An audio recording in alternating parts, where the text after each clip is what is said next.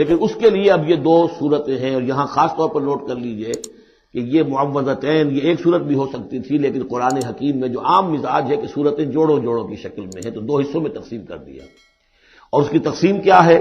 ایک وہ چیزیں ہیں جو انسان پر باہر سے حملہ آور ہوتی ہیں، اور ایک چیز وہ ہے جو انسان کے اپنے اندر سے حملہ آور ہوتی ہے. ان دونوں کو دو علیحدہ چیزوں میں رکھ کر اور سکھایا گیا ہمیں کہ تم ہمیشہ اللہ کی پناہ طلب کرتے رہا کرو ان چیزوں کے اثرات سے، ان چیزوں کے اثرات بد سے اپنے آپ کو بچانے کے لیے.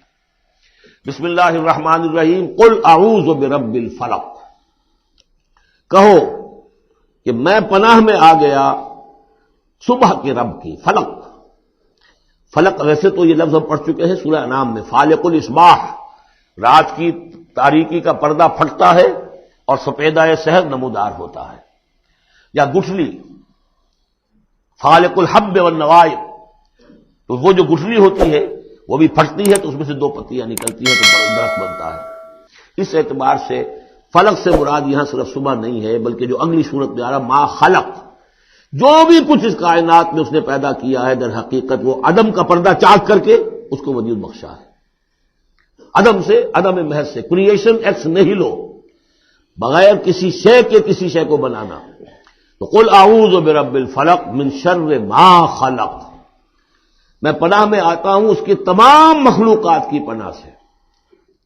اب آپ غور کیجئے، مخلوق ظاہر بات ہے خالق کی طرح کامل تو نہیں ہو سکتی.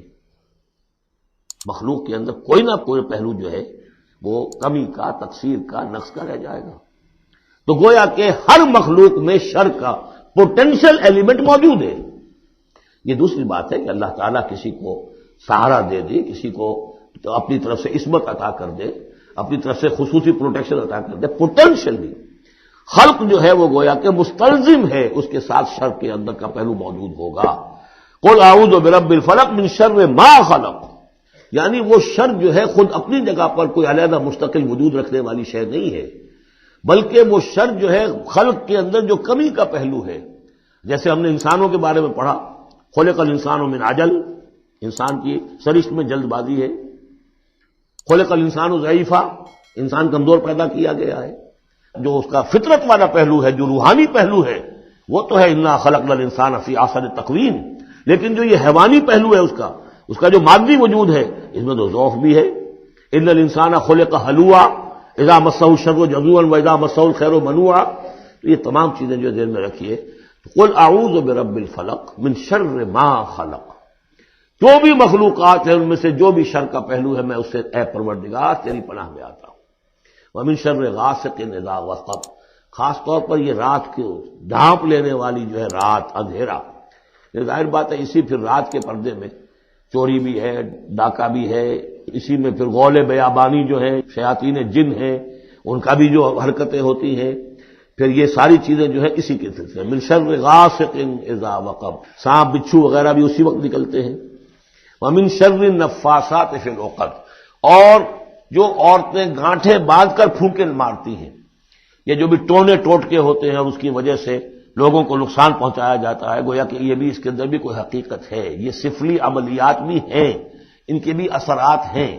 جیسے کہ ہم جانتے ہیں کہ جادو جو ہے حق ہے، برحق ہے، اگرچہ کفر ہے. شراب کی تاثیر ہے لیکن حرام ہے.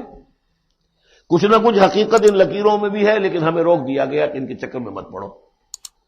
یہ جو منجمی ہے، نجوم کی حرکت، اس میں بھی کچھ نہ کچھ حقیقت ہے لیکن روک دیا گیا. تو کسی چیز کا ہونا بالفعل یہ اور شے ہے، لیکن اس کا جائز ہونا یہ اور شے ہے. تو بالفعل یہ عملیات ہیں جو سے اچھے اعمال ہیں، اور ان کو جو ہے کوئی اچھے اوراد ہیں، اچھے وظائف ہیں، تو ان کے کچھ اثرات جو ہیں اچھے ہو سکتے ہیں. اسی طریقے سے اس قسم کی چیزوں میں جادو کے کلمات ہوتے ہیں، ان کی بھی تاثیر ہے. اور وہ جو عورتیں جو ہے وہ جادو کرتے ہوئے، جس کو ہم کہتے ہیں کہ وہ تعویذ گنڈا وغیرہ جو ہوتا ہے، پھر وہ اس میں پھونکے مارتی ہیں، تو اللہ تعالیٰ سے میں ان کے شر سے بھی پناہ چاہتا ہوں. وَمِن شَرِّ حَاسِدٍ إِذَا حَسَدَ، اور حسد کرنے والے کے شر سے بھی میں اللہ کی پناہ طلب کرتا ہوں، جبکہ وہ حسد اپنا استعمال کرے. اگر حسد ہے دل کے اندر ہے تو بات اور ہے، حسد کو بروئے کار لائے وہ، اور وہ انسان کے درپے ہو جائے اس حسد کی وجہ سے اس سے کوئی نقصان پہنچانے کو. اور اسی کتابیں ہے عین، العین حق، کہ اگر انسان اس حاسدانہ نگاہ سے کسی کو دیکھتا ہے اس کے بھی اثرات ہوتے ہیں. اور اس دیکھنے کے بھی کچھ برے اثرات جو ہیں وہ ظاہر ہو جاتے ہیں۔ تو یہ تمام چیزیں اپنی جگہ پر ہیں، لیکن ان سے پناہ کرنے کے لیے آپ لمبے چوڑے کوئی اور شکلوں میں نہ پڑیں۔ یہی معوذتین اللہ نے جو محمد رسول اللہ کو تلقین فرمائے، سارا دار و مدار ان پر ہونا چاہیے۔ تعوذ کرتے رہیں، اس لیے کہ ہم پڑھ چکے ہیں سورہ بقرہ میں کہ حضرت سلیمان کے زمانے میں جنات جو تھے انہوں نے یہ سارے کام شروع کیے تھے اور لوگ ان سے سیکھتے تھے جادو ٹونا، اور آج بھی نقش سلیمانی کے نام سے بکتے ہیں اس قسم کے جو بھی تعویذات ہوتے ہیں، اور وہ ایک دھندا بنا ہوا ہے۔ تو اس کو لوگوں نے سیکھا اور وہ لوگ جو ہے آج بھی ہمارے ہاں یہ چیزیں چل رہی ہیں، لیکن یہ چیزیں حرام کی گئی ہیں، اور کہا گیا ہے کہ کوئی کسی کو نقصان نہیں پہنچا سکتا جب تک کہ اللہ کا اذن نہ ہو۔ اگر یہ یقین انسان کے دل میں ہو تو پھر اسے کوئی نقصان نہیں ہوگا۔ اور ویسے تو یہ ہے کہ تکلیف اللہ کی طرف سے کسی وقت آ سکتی ہے، بغیر اس کے کہ کوئی اور آپ کو پہنچائے، اللہ کی طرف سے خود بھی آ سکتی ہے۔ بارک اللہ لی و لکم فی القرآن العظیم و نفعنی و ایاکم بالآیات والذکر الحکیم۔